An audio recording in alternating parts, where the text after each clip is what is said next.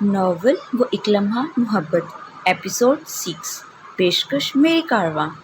مجھے خود نہیں اندازہ ہو رہا کہ بینش اگر اس سارے معاملے میں انوالو ہے تو کیوں ہے، اور اس عادل مراد کا مجھ سے کیا لینا دینا۔ میں تو یہاں آیا گیا ہی بہت کم ہوں، یہ بھی اب آ کر مجھے اس شخص کا نام پتہ چل رہا ہے۔ اگر میرے کچھ اچھے تعلقات ہوتے تو میں کب کا جان چکا ہوتا کہ ان تصویروں کے پیچھے اس عادل مراد کا ہاتھ ہے۔ اگر یہ عادل مراد ہے تو ایڈریس ربدہ کے گھر کا کیوں تھا؟ ہو سکتا ہے انہوں نے محض خود کو چھپانے کے لیے ایڈریس دے دیا ہو۔ یہ لوگ عادی مجرم تو ہیں نہیں، غلطی تو کر ہی گئے ہیں۔ اگر حقیقت میں ربدہ تصویروں کے پیچھے ہوتی تو دستخط بھی اس کے نام کے ہوتے۔ انہوں نے دستخط اپنے نام کے دیے اور پتہ ربدہ کا دیا تاکہ سارا شک اسی پر جائے۔ یہ تو سارا ان کا پلان تھا۔ اب کیا کریں؟ وہ آپشن ہے اس عادل مراد کو ایک رات کا مہمان بنا کر اپنے اسپیشل روم کی سیر کروا لاتا ہوں، دوسرا تم اپنی کزن کو ٹریٹ کرو، کیسے یہ تم پر ڈیپینڈ کرتا ہے۔ اور وہ خط ان پر درج تحریر۔ بازل نے دوسرا نکتہ اٹھایا۔ تمہارے پاس اس وقت خط ہے؟ جمشید نے پوچھا تو بازل خان نے اس سر ہلاتے اٹھ کر اپنے روم میں رکھی الماری سے ایک لفافہ نکال کر اسے تھما دیا تھا۔ جمشید نے دونوں خطوط کو بغور دیکھا۔ تم کسی نہ کسی طرح اپنی کزن کی ہینڈ رائٹنگ لو، اس طرح عادل مراد کی ہینڈ رائٹنگ میں لے کر میچ کرنے کی کوشش کرتا ہوں۔ اگر ان دونوں میں سے کسی کی میچ ہو گئی تو ٹھیک، ورنہ پھر ڈاکٹر ربدہ کی کسی طریقے سے ہینڈ رائٹنگ حاصل کر کے پتہ لگوانا پڑے گا۔ اور ان سارے مسائل میں پڑے بغیر آسان طریقہ یہ ہے کہ عادل مراد کو ایک رات تھانے کی سیر کرا لوں۔ نہیں یار، یہ رسکی کام ہے۔ یہ تصویر اور خطوط معاملہ میری فیملی کے علاوہ سارا جانتی ہے۔ صرف اس کے بعد سارا ناراض ہو کر تو بھی اس نے کسی سے ذکر نہ کیا تھا۔ اس کے بعد اس کا اور باقی لوگوں کا میرے ساتھ تعلق، خصوصاً بابا جان کا رویہ، باہر کے لوگ قطعی بے خبر ہیں، اور میں نہیں چاہتا کہ اس معاملے کی بھنک کبھی بھی کسی کو ہو۔ میں اپنے مسائل کو حل کرنا چاہتا ہوں، تم جو ہیلپ کر رہے ہو وہ کافی ہے۔ اگر اس طرح مسئلہ نہ سلجھا تو پھر تمہارے مشورے پر عمل کروں گا۔ اب دوبارہ میں جذبات نیت میں ربدہ کے ساتھ کیا گیا عمل نہیں دہرانا چاہتا۔ وہ اس وقت ڈاکٹر ربدہ کا نام قدرے سکون سے لے رہا تھا۔ ڈاکٹر ربدہ کے ساتھ کی گئی زیادتی پر میں خود بھی بہت پشیمان ہوں۔ ادھر بی بی جان کی طبیعت آج کل خراب ہو رہی ہے، انہیں اکثر استھما کا اٹیک ہو جاتا ہے۔ وہ کئی دنوں سے بلوا رہی ہیں۔ مجھے کل چند دن کے لیے جانا پڑے گا۔ میری غیر موجودگی میں تم کچھ نہیں کرو گے؟ ہاں، واپسی پر مل کر کچھ کریں گے۔ Okay, as you wish. Jamshed اس وقت اس کی کال پر اس کے گھر آیا ہوا تھا۔ ڈاکٹر ربدہ کی رہائش کا علم ہو گیا ہے اب۔ میرا خیال ہے اب رفیق کو پھر سے ان کی نگرانی پر مامور دینا کوئی معنی نہیں رکھتا۔ اسے منع کر دو وہاں ربدہ کی بجائے اگر تم عادل مراد اور بینش کی نگرانی کرو تو زیادہ بہتر ہوگا تمہارے لیے۔ چلو، میں ربدہ کی طرف سے ویسے بھی رفیق کو منع کرنے والا تھا۔ ہاں، میری غیر موجودگی میں رفیق کو کہہ دوں گا کہ وہ ان دونوں کا پیچھا کرتا رہے اور جو بھی رپورٹ ہو تمہیں کرتا رہے۔ تم لایا ہے عمل ترتیب دینے لینا، واپسی پر دیکھ لیں گے کہ کیا کرنا ہے۔ اس نے فوراً جمشید کی بات مان لی۔ اس کے بعد بھی جمشید بینش اور عادل مراد کے اس سارے کھیل کے پیچھے موجودہ کوئی ڈسکس کرتا رہا تھا۔ ڈاکٹر کی جاب کے لیے اس کی سلیکشن ہو گئی تھی۔ یہ کوئی دور دراز کا علاقہ تھا۔ شمسا نے اس کی بہت بڑی ہمت تھی، اور ورنہ اس کی اتنی اپائنٹمنٹ ہونے پر بھی نا امید ہو گئی تھی۔ اس کا سارا جوش ختم ہو گیا تھا۔ وہ اس ایسے حالات میں ماما، شارک اور دونوں بھائیوں کو چھوڑ کر اتنی دور کیسے جا سکتی تھی؟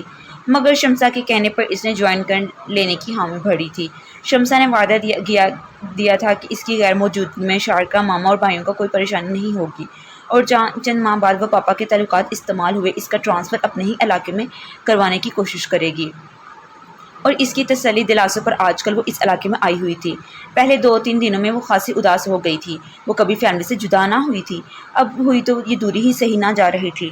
اس کے علاوہ وہ 2 میل ڈاکٹرز اور تھے جو نرس رضیہ کے بقول کبھی کبھار ہی آنے کی زحمت کرتے تھے۔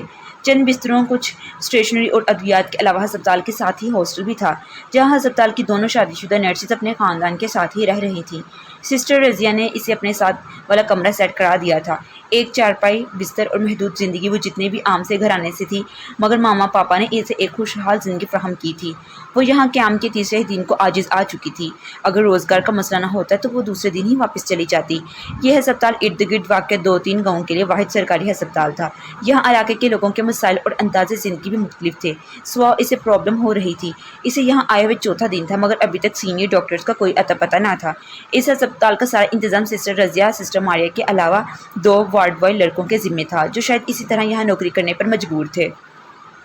यहाँ के लोग हस्पताल तब आते थे जब तकलीफ शिद्दत इख्तियार कर जाए, वरना वो छोटे मोटे टोटकों से ही इलाज करने की कोशिश करते थे। वो इस वक्त अपने कमरे में बैठी मरीजों को देख रही थी। एक बच्चे को हेड पर लटका कर चेक कर रही थी, बेड पर लिटाकर चेक कर रही थी, जब इस पर सिस्टर रज़िया अंदर दाखिल हुई थी। डॉक्टर साहबा, डॉक्टरनी साहिबा। आम लोगों में रहने की वजह से सिस्टर रज़िया का लहजा भी इन लोगों के रंग में रंग गया था। क्या बात है, वो बड़ी हवेली से बुलाया आया गया है आपका। रब्दा को हैरत सी हुई। क्यों? बच्चे को वापस इसकी माँ के हवाले करने पर बेड पर इसके लिए नुस्खा इख्तियार करते हुए सिस्टर रज़िया को देखा। हवेली वाले सभी को दावत देते हैं। इस इलाके में कोई भी नया आदमी या औरत आए हवेली वाले ज़रूर बुलाते हैं। और ये हवेली वाले कौन हैं? संजीदगी से रज़िया को देखा तो इसका भी सारा जोशो खरोश मानित बढ़ गया। इस इलाके के मालिक हैं। अगर मालिक है तो मैं क्या करूं? यहाँ बहुत से मरीज़ हैं। डॉक्टर सरवर और यूसुफ तो जब से मैं आई हूँ तब से तो यहाँ पर आए ही नहीं हैं। ऐसा लगता है जैसे वो छोड़कर चल गए हैं। तुम लोग भी ध्यान से अपनी ड्यूटी किया करो।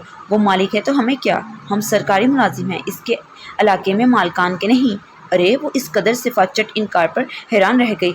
जाओ अगले मरीज़ को भेजो। सिस्टर रज़िया ने अगले को भेज दिया। वो मरीज़ों से फारिग होकर हॉस्टल साइड में अपने कमरे में लेटकर घर वालों को याद करने लगी थी। दोपहर के करीब वो 1 घंटा रेस्ट करती थी और फिर 1 बजे से लेकर 3 बजे तक मरीज़ों को देखती थी। 2 बजे के करीब मरीज़ ना होने पर वो वहीं रही, हस्पताल के अपने कमरे के बिस्तर पर लेट गई। इसका इरादा शारका से बात करने का था। वो अपने सेल पर नंबर मिला रही थी जब धराम से दरवाज़ा खोलकर कोई अंदर दाखिल हुआ था। वो हड़बड़ाकर सीधी हुई थी मगर अपने सामने खड़े वजूद को देखकर साकित हो गई थी। बाजिल खान? बिनिश के मुंह से सुना ये नाम इसकी याददाश्त में बहुत अच्छी तरह ताज़ा था। ये लम्हात कमोबेश बाजिल खान के भी थे। रब्दा के वजूद को एक सनसनी खैबनाक लहराने वाले अपने लपेट में ले लिया था। वो नहीं जानती थी कि दुनिया इतनी छोटी है, फिर भी इसकी किस्मत में इसी शख्स के टकराना लिखा था।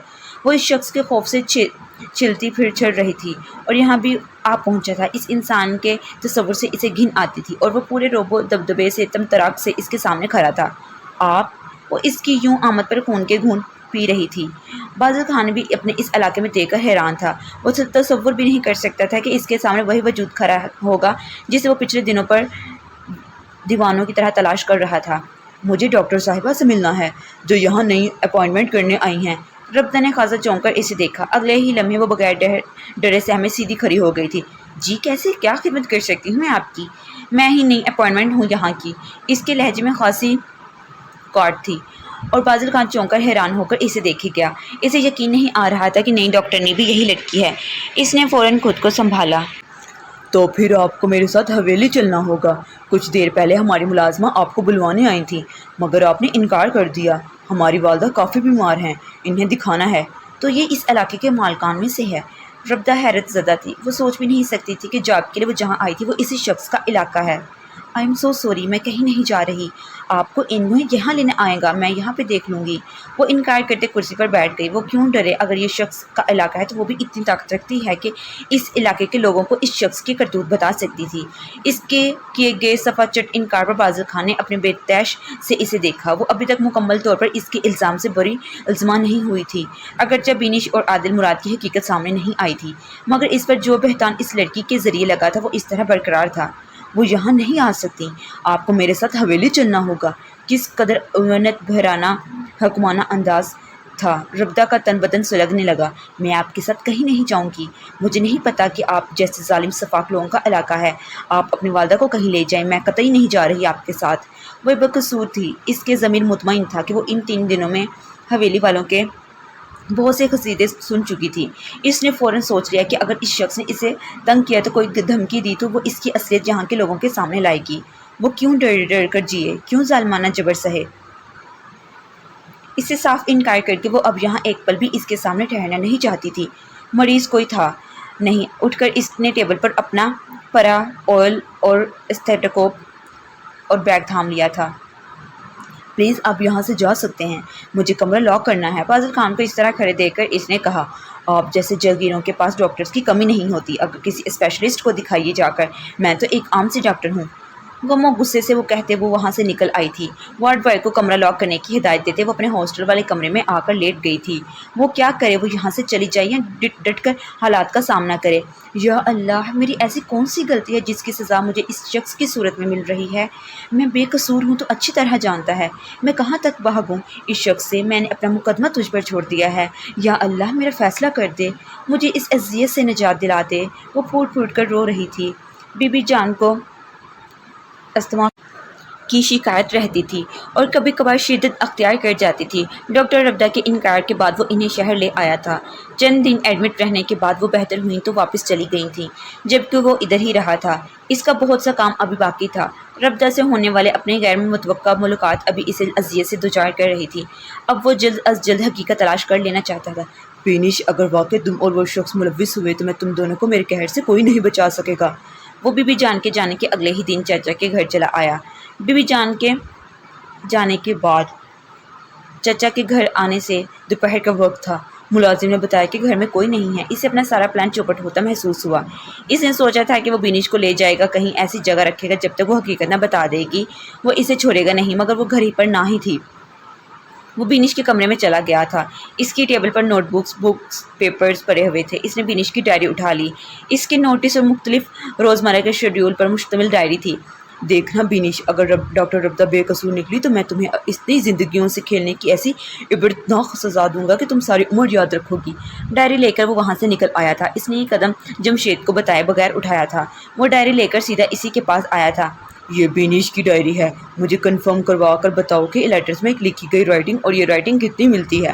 بازر خان نے اس کے سامنے دونوں خط اور ڈائری رکھ دی تھی۔ جمشید کافی دیر تک دونوں کو دیکھتا رہا۔ یہ بینش کی ہی رائٹنگ ہے یار۔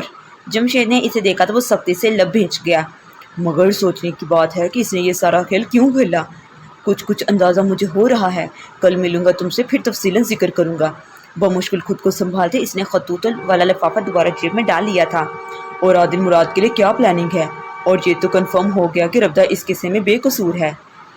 ربدہ ہمارے علاقے میں ڈاکٹر کے طور پر اپائنٹمنٹ ہو کر گئی ہے۔ اوہ، جمشید حیران ہوا تھا۔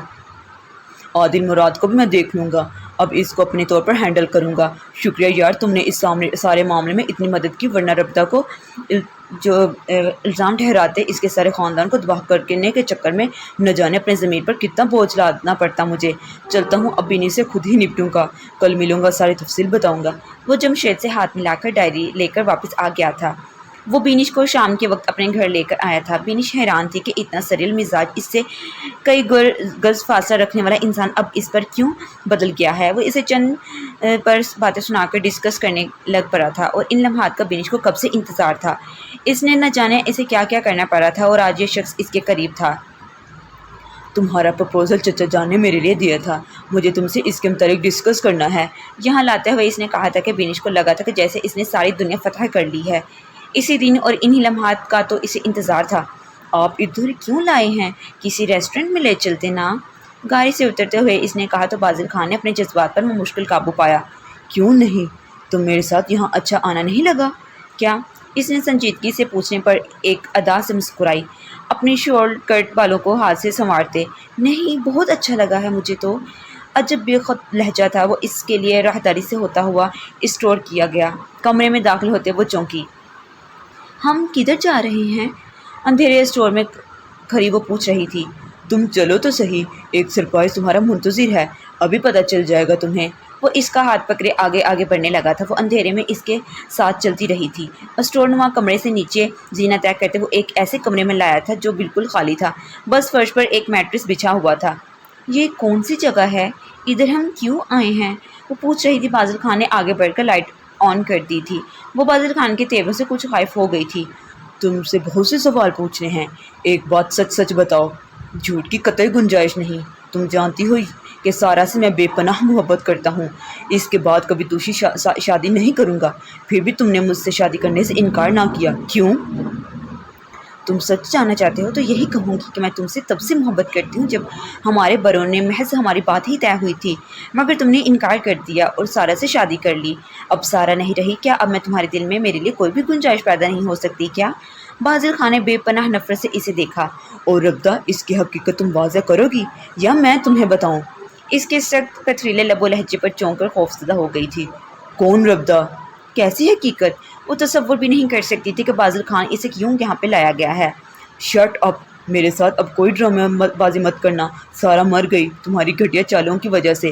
میرا بچہ ماں سے محروم ہو گیا، تمہاری نفرت اسے کھا گئی، اور ربدہ تم نے اسے بھی نہ بخشا۔ اب تمہارا خیال ختم ہوا، سب کچھ واضح اور روشن ہو چکا ہے۔ وہ دروازہ لاک کرتے بھرے طوفان کی پھٹ جانے کی حد تک نکل گیا تھا۔ بینش اس کی آنکھیں پھٹ جانے کی حد تک کھل گئی تھیں۔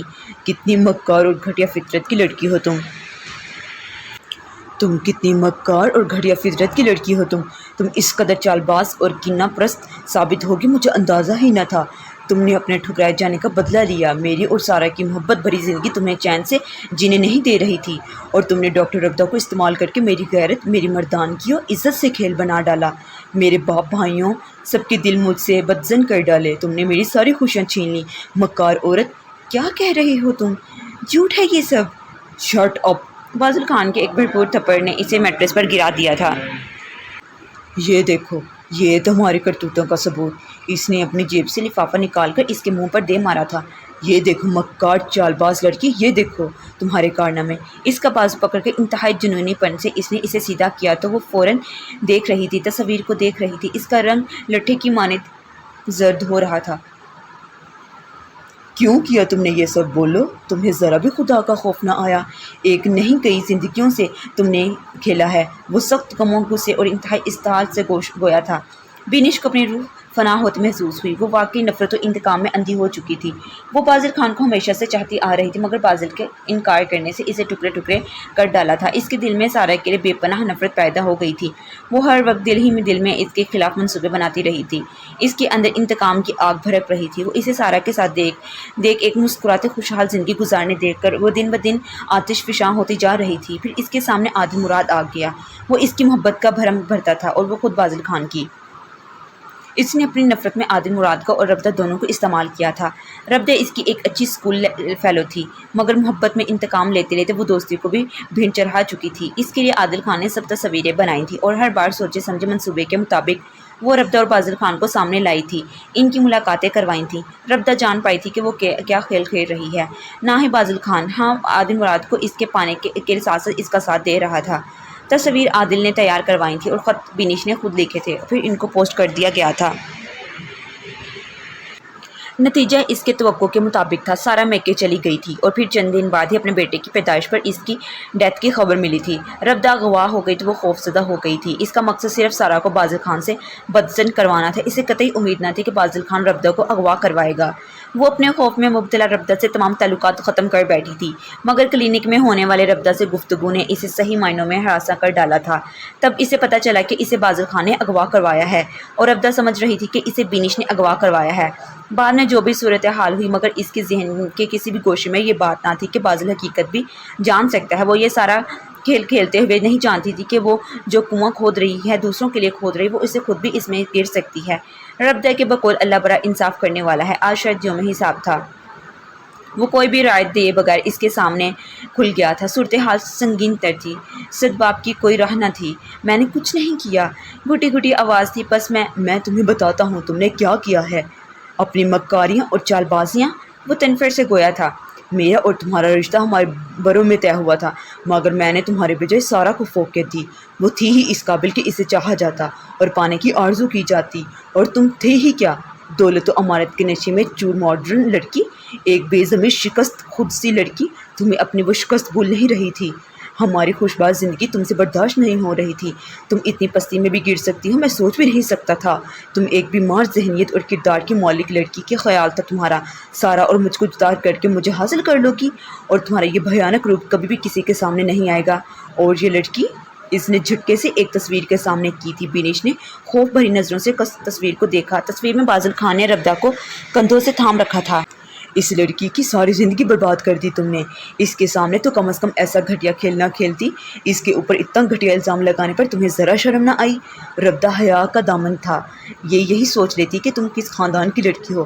اس کے انداز لہجے پر بینش لرزا رہ گئی تھی۔ میں تمہیں زندہ نہیں چھوڑوں گا۔ تم نے میری غیرت کو للکارا ہے۔ پڑھو اپنے خط، یہ لیٹر، کیا کیا بکواس تم نے مجھ سے کی اور اس معصوم پاک باز لڑکی کے ساتھ منسوب کی ہے۔ پروان کو۔ اس نے اپنی جیب سے خط نکال کر اس کی طرف اچھال دیے تھے۔ میں تمہیں زندہ نہیں چھوڑوں گا۔ وہ کسی بھی احساس و رحم سے آری کی حرکت جلد تیور کے لیے اس کی طرف بڑھا تو وہ کئی قدم پیچھے ہٹ گئی۔ مجھے معاف کر دو بازی، پلیز مجھے معاف کر دو۔ میں انتقام کی آگ میں اتنا بھڑک گئی تھی کہ مجھے پتہ ہی نہیں چلا کہ میں کیا کر رہی ہوں۔ تمہارے ساتھ اور ربدہ کے ساتھ، سارا کے ساتھ۔ وہ ہاتھ جوڑے رو رہی تھی۔ بازل کو اس کے آنسو مکار لومڑی کی مانند لگ رہے تھے۔ اتنے دن وہ اس کمرے میں بند روتے سسکتے بلکتی رہی تھی، مگر مجھے اس پر رحم نہ آیا۔ میں نے کئی بار اسے کچل ڈالنے کا ارادہ کیا، مگر میرے اللہ نے مجھے اپنے ضمیر کے سامنے مزید گرنے سے بچا لیا۔